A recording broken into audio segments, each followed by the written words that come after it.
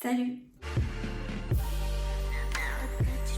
J'espère que vous allez bien aujourd'hui. Je vous retrouve dans une vidéo où je vais tout simplement vous donner un petit peu mes conseils, partager un peu mon expérience personnelle pour se lancer sur YouTube. Effectivement, on est tout proche de la fin de l'année, on va débuter une nouvelle année, donc qui dit nouvelle année dit nouveaux projets, nouvelles envies, etc. Et peut-être l'occasion, je l'espère pour ceux et celles qui souhaitent se lancer sur YouTube, de franchir le cap. Et bien évidemment aussi vous parler un petit peu du matériel qu'il est nécessaire d'avoir pour commencer. Je vous avais fait une petite boîte à questions sur Instagram parce que j'ai beaucoup de personnes qui me sollicitent, qui me posent des questions, qui me disent bah voilà moi j'aimerais me lancer sur YouTube etc. Tu peux me donner des conseils, tout ça. C'est vrai que c'est pas évident de vous répondre comme ça par message, je trouve que c'est plus pratique et plus parlant de le faire sous forme de vidéo. Donc je vous ai tout simplement demandé de me poser en fait vos questions et j'allais y répondre en fait tout simplement dans cette vidéo. Je pense que je ferai les questions à la fin de la vidéo, il n'y en a pas beaucoup, je vous dis honnêtement, parce que je pense que la plupart des personnes qui m'ont déjà contacté attendent cette vidéo et il n'y avait pas forcément de questions a priori, mais peut-être qu'après cette vidéo vous aurez des questions, n'hésitez pas à me contacter sur mes autres réseaux sociaux, notamment sur Instagram, je suis très présente donc je vous les laisse à l'écran, TikTok, Instagram, si vous avez envie de me rejoindre là-bas, c'est avec grand plaisir. Je vous inviterai également à liker cette vidéo si elle vous a été utile ou si vous aimez tout simplement le contenu. Et n'oubliez pas de vous abonner à la chaîne YouTube pour ne pas manquer les prochains contenus. Vous avez le bouton s'abonner en bas de l'écran. Je vous inviterai encore une fois à activer la cloche de notification. Ça vous permettra de savoir quand une prochaine vidéo sort. Avant de commencer cette vidéo, je tiens quand même à dire aux personnes qui ne me connaissent pas que moi, je fais du contenu plutôt beauté, mode, lifestyle un petit peu, je fais des vlogs etc. Voilà, je partage un petit peu ce que j'aime tout simplement et j'adore partager des bons plans, des astuces et des choses comme ça, partager un peu ce que j'achète, mes trouvailles, tout ça. Donc dans un premier temps, moi je vous recommanderais, si vous avez envie de vous lancer sur YouTube, c'est de savoir un petit peu qu'est-ce que vous allez proposer comme contenu. Est-ce que vous avez une passion? Est-ce que par exemple vous aimez cuisiner? C'est plutôt les jeux vidéo? C'est plutôt, je sais pas, les voitures? Ça peut être les ongles par exemple, ça peut être de la beauté en général, même si c'est du dessin ou peu importe. Si vous avez envie de partager quelque chose, une passion que vous aimez, voilà, savoir un petit peu ce que vous avez envie de partager, en sachant que c'est pas parce que moi par exemple je fais du contenu beauté, c'est-à-dire maquillage etc. Que je vais me limiter à ça. Si j'ai envie de proposer des choses sur le tour de la cuisine par exemple, je vais le faire. Si j'ai envie de vous partager un peu des vidéos comme je le fais aujourd'hui, un peu conseils, on va dire, je sais pas comment dire ça, mais vous voyez un petit peu des vidéos où justement je suis face caméra et je vous parle en fait et je vous donne mes conseils, mes astuces, voilà, faut pas se limiter, mais il faut savoir quand même dans quelle catégorie vous allez vous situer. Je pense que ça va pas être possible non plus de toucher un public trop diversifié, c'est-à-dire, je sais pas, faire de la beauté et de la plomberie, je sais pas, je dis n'importe quoi, mais vous voyez, quoique ça peut peut-être fonctionner, mais moi je vous recommanderais vraiment d'avoir une catégorie dans laquelle vous vous sentez à l'aise et vous avez envie de partager des choses. Et de temps en temps, voilà, vous pouvez très bien un petit peu bifurquer et proposer de nouvelles choses. Et surtout, si votre communauté vous le demande, n'hésitez pas à changer un petit peu de contenu. En deuxième point, il faudra voir quel type de matériel vous allez avoir besoin à votre disposition. Et là, je peux vous dire une chose, c'est que vous n'avez pas besoin de grand chose. Et ça, c'est super. Vous avez tout simplement besoin de filmer. Et c'est la seule chose que vous avez réellement besoin dans vos débuts. Moi, j'ai commencé avec mon iPhone, j'avais, je crois même pas, je filmais au tout début avec mon iPad qui avait une meilleure qualité d'image que mon téléphone. Et du coup, voilà, il faut juste avoir un appareil qui puisse vous permettre de filmer et d'avoir un contenu, de filmer un contenu assez long. Moi, personnellement, je vous recommanderais dans les premiers temps de ne pas forcément investir dans du matériel ultra sophistiqué. Ça sert pas à grand chose, sauf si vraiment vous voulez du truc hyper professionnel dès le départ. Mais honnêtement, de mon point de vue, c'est pas forcément nécessaire d'avoir un truc ultra performant. L'essentiel, c'est qu'on puisse vous voir en caméra, qu'on voit quand même, qu'on vous distingue bien, que la qualité d'image soit pas trop mauvaise, qu'on vous entende bien, que l'éclairage soit assez bon. Donc voilà, moi je dirais dans un premier temps, votre téléphone, c'est le plus important.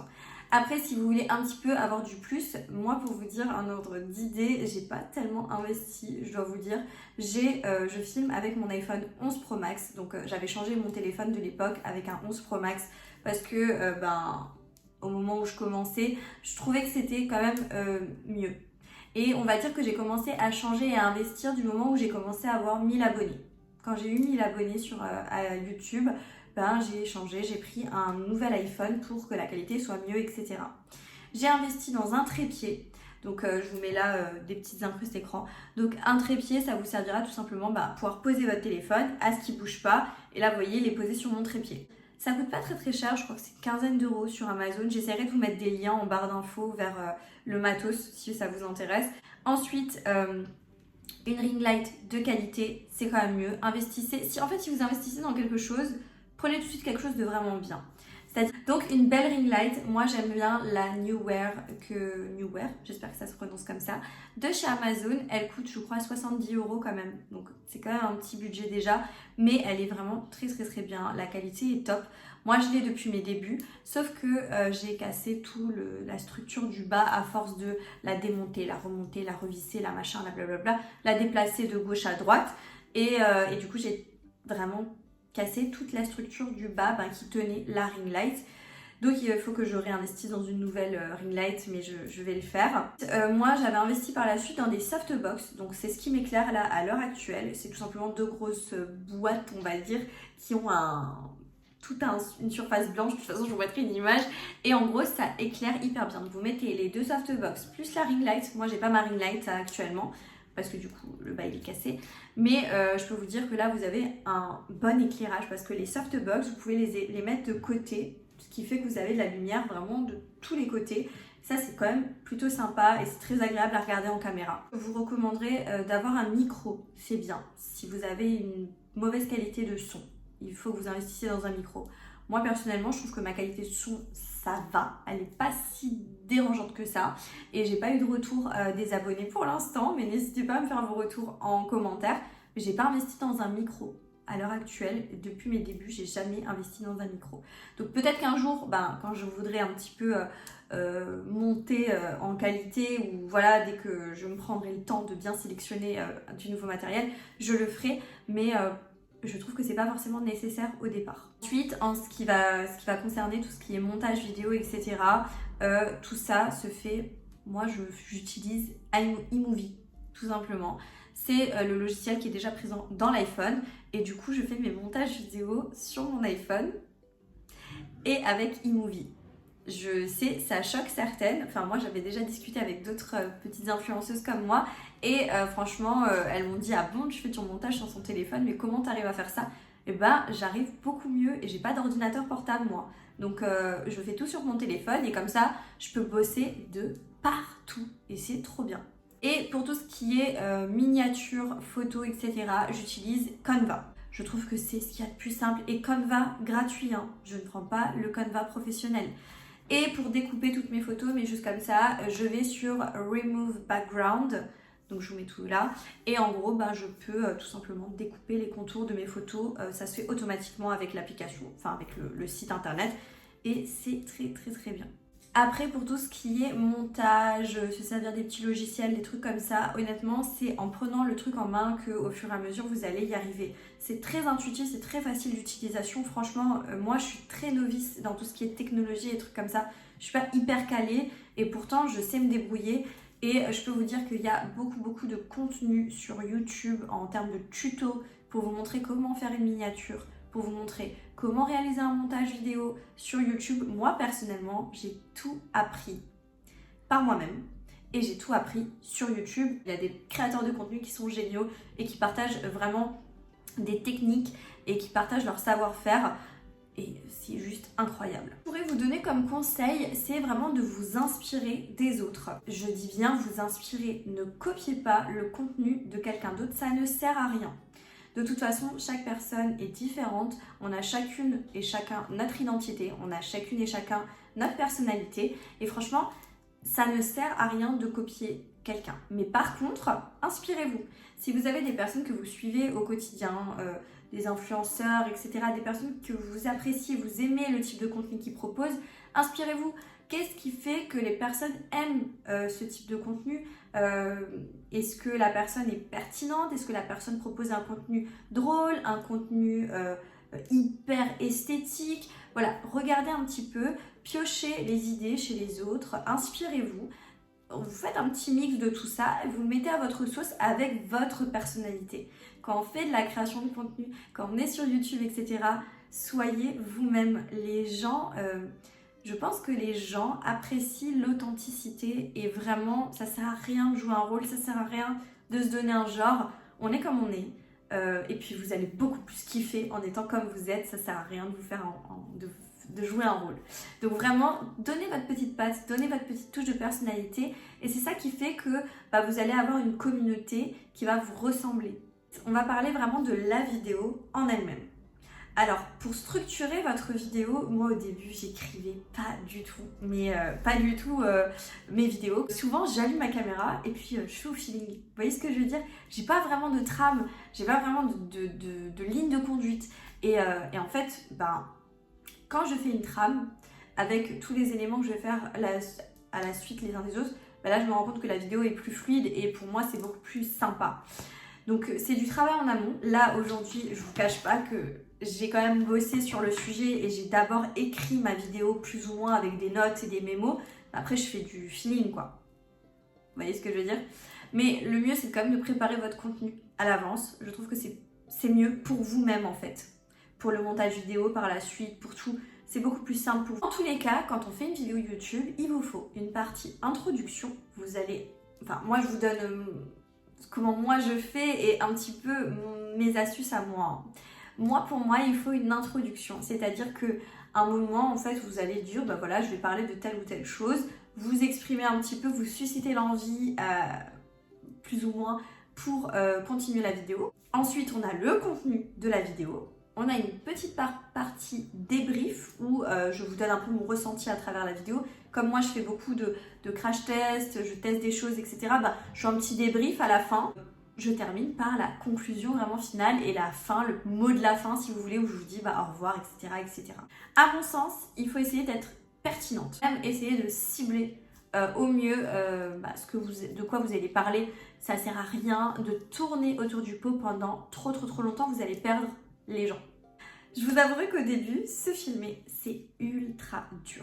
C'est-à-dire que on bégaye, je bégaye toujours, hein. J'ai énormément de rush où je dois couper, je dois enlever, je dois essayer de broder, etc. parce que je bégaye, je prononce mal des mots, je refais 3 ou 4 fois la même phrase. Oui, ça m'arrive aussi.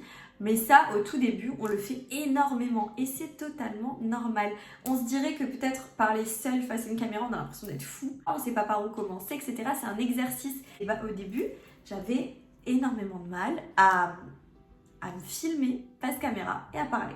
Et j'avais d'autant plus de mal quand je savais qu'il y avait quelqu'un d'autre dans mon appartement. J'ai un peu honte de parler toute seule face à ma caméra, mais je sais qu'en réalité, je vous parle à vous. Vous voyez ce que je veux dire?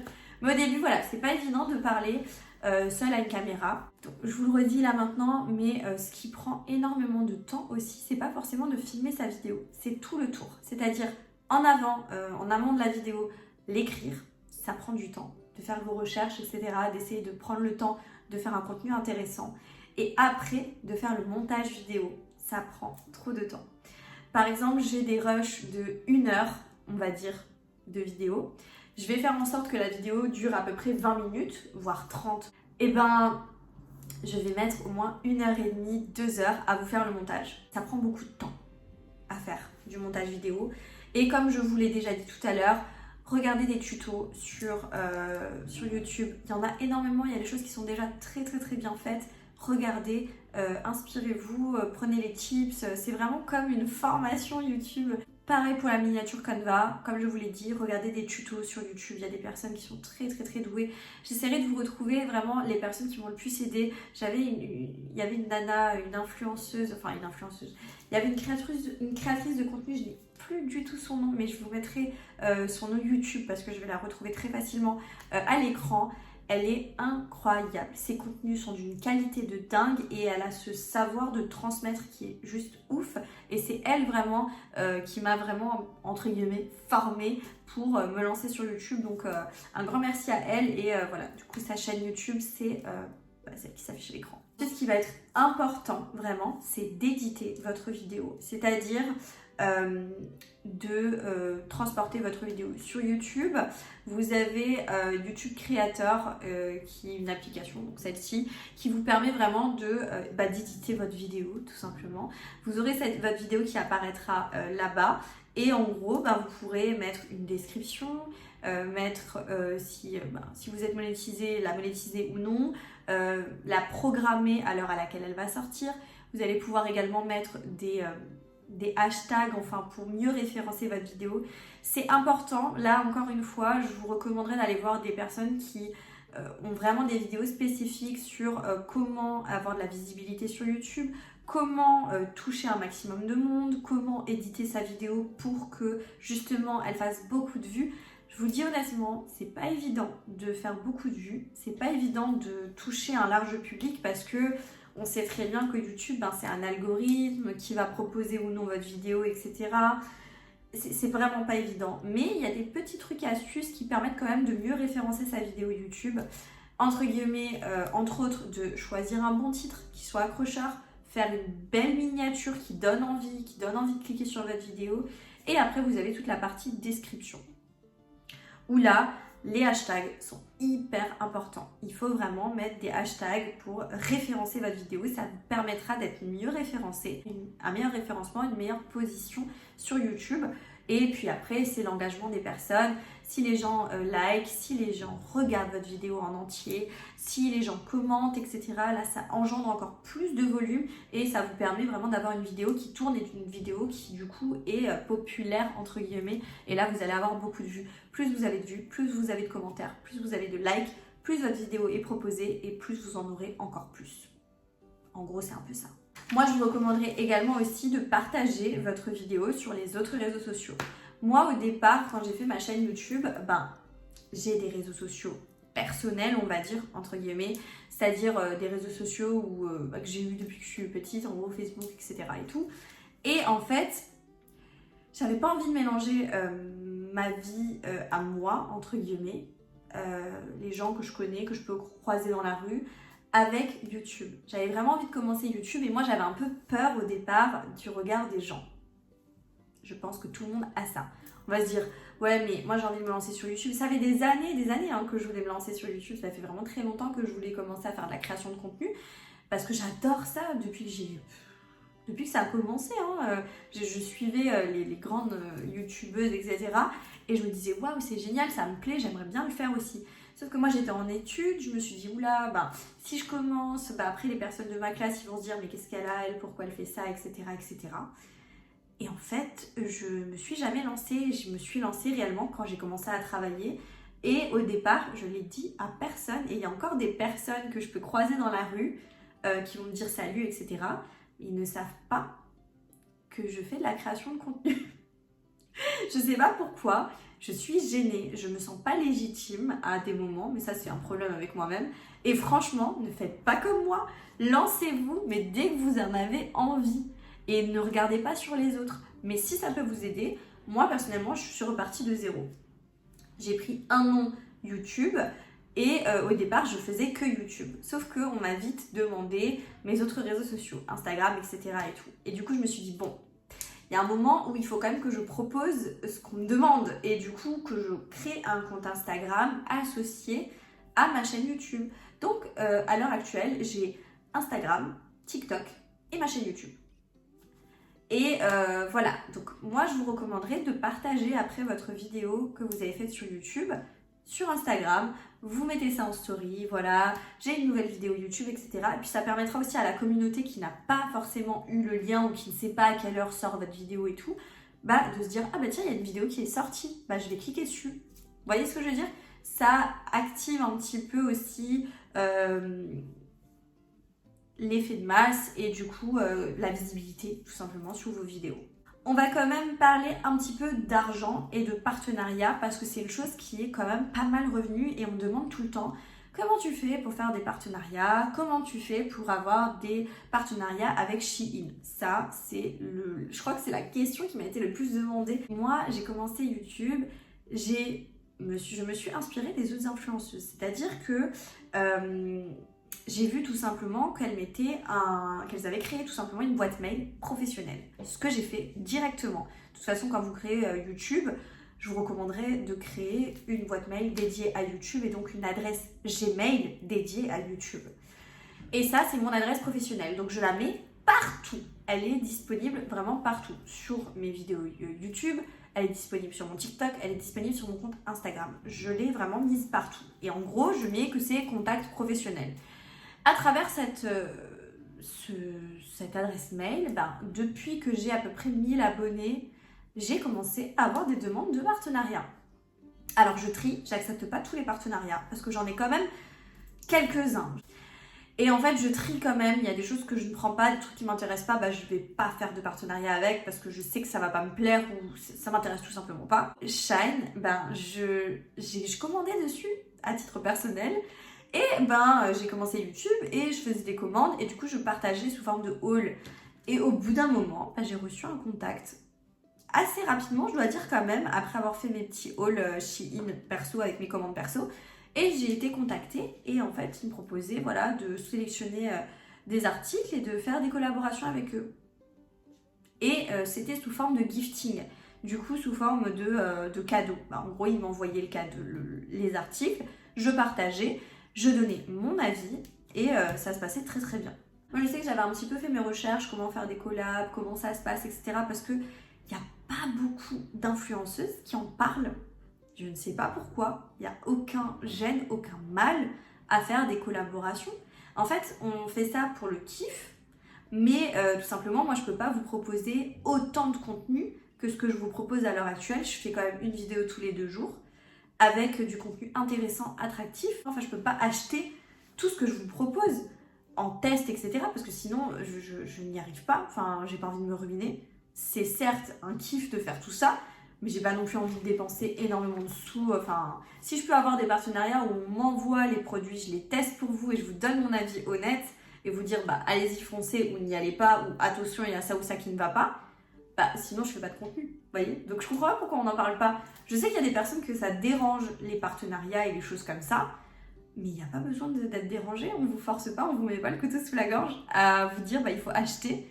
Moi je vous donne que des bons plans, mais c'est tout.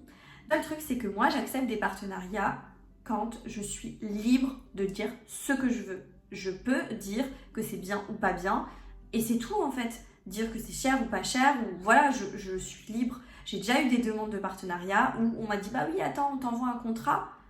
Et en fait, dans le contrat, on me disait il faut dire ça, il faut dire ça, il faut dire ça, il faut dire ça. J'ai tout de suite arrêté. Je suis désolée, mais je veux dire ce que je veux. Mais en gros, voilà.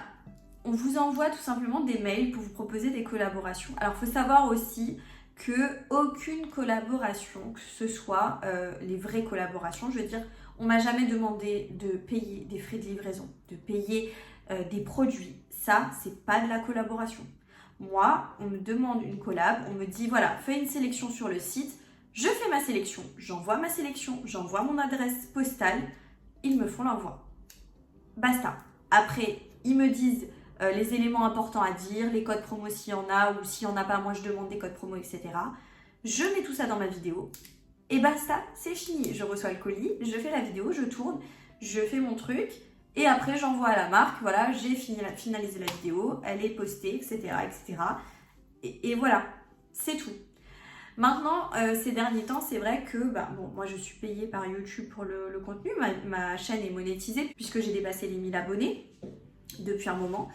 Au début, vous n'allez pas gagner des 1000 et des 100, ça c'est une certitude. À l'heure actuelle, je ne gagne toujours pas des 1000 et des 100, mais si vous êtes régulière, si vous êtes régulier et que vous postez du contenu toujours, on va dire, intéressant, qui plaît à votre communauté, etc., je peux vous dire que YouTube, c'est que ascendant. Si vous continuez, vous persévérez et tout, vous allez avoir des revenus petits, puis ça va grandir, puis ça va grandir, puis ça va grandir, etc., etc., etc. Et au bout d'un moment, vous avez vraiment des revenus assez corrects, je dirais quand même. Et à côté de tout ça, à un moment, vous demandez de la rémunération pour des contenus quand vous avez des partenariats. C'est-à-dire que moi, il y a certains partenariats, où j'ai déjà été payée pour faire le contenu. Donc, ils m'envoient le produit. Et à côté de ça, je suis également payée pour faire le contenu. Mais parce que c'est du travail, en fait. Et du coup, je suis payée. Donc, au départ, je ne demandais pas forcément de rémunération. Mais là, maintenant, depuis un petit moment, je demande une rémunération. Et j'ai des barèmes que j'ai définis moi-même. Alors que je ne sais pas du tout si ça se définit comme ça. Mais j'ai un petit peu fait au feeling. Mais j'ai sorti des barèmes et du coup, je suis payée pour la création de contenu, ce qui me semble totalement normal. Voilà, moi, à mon sens, c'est important si on fait des partenariats d'être rémunéré. Si le gifting, ça vous convient, ça vous convient. Mais moi, honnêtement, je trouve ça important au bout d'un moment, quand vous avez vraiment un taux d'engagement sur vos vidéos, quand vous avez vraiment une communauté qui vous suit de près. Je suis désolée, vous passez du temps à la création de contenu, ça doit être rémunéré. Donc, négociez avec les marques pour avoir un cachet, pour être payé pour ce que vous faites comme contenu, pour le temps de travail que vous avez passé sur la vidéo. Et ensuite, je terminerai, avant de terminer, on passera aussi vos questions, mais avant de terminer, quand même, parler un petit peu de votre public, entre guillemets, donc la communauté. C'est hyper important, à mon sens, la communauté. Et moi, j'ai commencé YouTube pour partager des bons plans, donc pour garder quand même un lien assez proche avec la communauté. Donc quand on vous répond à vos commentaires sur YouTube, etc., alors je dis pas que je réponds à tout le monde, j'essaye vraiment de répondre au maximum à tout le monde. C'est pas évident, franchement. Au début, quand on a 10, 15 commentaires, ça va. Et quand on commence à avoir 50, 60 commentaires, on est vite débordé. Mieux vraiment de répondre un maximum à votre communauté. C'est hyper important. Ça crée un lien, ça les remercie, vous les remerciez en même temps quelque part. Et moi, je sais que sur Instagram, beaucoup de filles m'écrivent très régulièrement. J'apprécie énormément d'ailleurs. Et on échange. Elles me posent des questions. Parfois, elles ont besoin d'un conseil. Je leur réponds en message privé. Je réponds vraiment à tout le monde. J'essaye du moins de répondre à tout le monde. Donc, n'hésitez pas si vous avez des petites questions ou quoi. Mon compte Instagram. Et vous pouvez me poser des questions. C'est avec grand plaisir que j'y répondrai. Si j'ai la réponse, bien évidemment. En gros, si vous avez envie de vous lancer sur YouTube, lancez-vous. N'attendez pas. Et n'attendez pas l'approbation de votre entourage ou quoi que ce soit. On fait ce qu'on veut dans la vie, vous êtes libre. Enfin, je vous dis ça, mais si vous avez 12 ou 13 ans, bien évidemment, vous demandez, vous regardez, voilà. Mais pour les personnes majeures, on s'entend bien, vous faites ce que vous avez envie. Vous faites ce que vous voulez. Si vous avez envie d'être sur les réseaux, soyez sur les réseaux. Il faut aussi prendre en compte tout l'aspect, on va dire haters, entre guillemets. J'aime pas ce mot, mais en gros, c'est vrai qu'il y a des personnes qui vont commenter. Il faut s'y attendre. Moi, j'ai une chance incroyable, c'est que ma communauté, elle est géniale. Et que la plupart du temps, je n'ai que des commentaires positifs. Mais vraiment, la grande majorité, c'est beaucoup de commentaires positifs. Mais il y a quand même de temps en temps un commentaire par-ci ou par-là qui est pas très sympa. Et en fait, la plupart du temps, j'ignore. Mais il y a des fois où je réponds quand même. Ça dépend, mais toujours pas, je veux dire pas violemment, ça sert strictement à rien. Mais je perds pas mon temps à ça. C'est juste que des fois, voilà, je suis un peu dans un mood où j'ai envie de répondre, donc je réponds. Mais voilà, il faut quand même être préparé à ça. La critique, les gens critiquent et critiqueront toujours. On va passer aux questions. Première question, c'est comment oser se filmer et ne pas avoir peur du regard des autres? Vraie question, merci Cassie. Alors franchement, oser se filmer, il faut faire un travail sur soi. Si tu en as vraiment envie, fais-le. Fais-le, les gens, comme je l'ai dit tout à l'heure, critiqueront toujours, ils auront toujours quelque chose à dire, tu vois. C'est un truc de fou, mais les gens ont toujours quelque chose à dire. Moi, il y a toujours, là par exemple, la robe c'est pas beau, ça me plaît pas, c'est machin, c'est blablabla. Bref, il y a toujours quelque chose à dire, les lèvres sont trop grosses, les cheveux sont trop foncés, les ongles sont trop longs, elle ne peut rien faire avec, elle ne sait pas cuisiner, elle se lave pas correctement, blablabla, alors que je cuisine avec, il n'y a aucun problème. Tu vois, il faut vraiment pas s'arrêter à ce que pensent les autres parce qu'ils vont toujours avoir de quoi critiquer. Alors donne-leur une vraie raison de critiquer et toi, kiffe ta vie et passe le cap. C'est un travail à faire sur soi, là. C'est pas... c'est vraiment... prends confiance en toi. D'ailleurs, je vais vous faire une vidéo sur la confiance en soi. Mais il faut prendre confiance en soi et passer le cap. Et le jour où tu auras des partenariats, et je te le souhaite, le jour où tu seras rémunéré pour ce que tu fais, et parce que c'est du travail, et les gens ils vont te regarder d'une autre manière et ils vont se dire ah ouais, on est dans une autre catégorie, tu vois. Donc vraiment, kiffe et fais. Ensuite, une deuxième question, tu as fait comment et besoin de conseils, merci. Je pense que j'ai un petit peu résumé ta question dans toute cette vidéo. En gros, j'ai commencé à un moment, je me suis dit hop, on se lance. J'ai commencé avec un crash test d'une palette action, ça m'a marqué parce que forcément c'est ma première vidéo, la Casino palette. Et j'ai commencé avec ça dans ma chambre avec zéro éclairage, avec un iPad et tout. Je pense que la vidéo elle a une qualité pas ouf, mais c'est sympa. En gros, voilà, tu commences et c'est tout. Et tous les conseils, je pense que je te les ai donnés tout au long de la vidéo. Donc voilà. Tu utilises quel logiciel pour faire des montages YouTube? PS, tu es magnifique, comme toujours.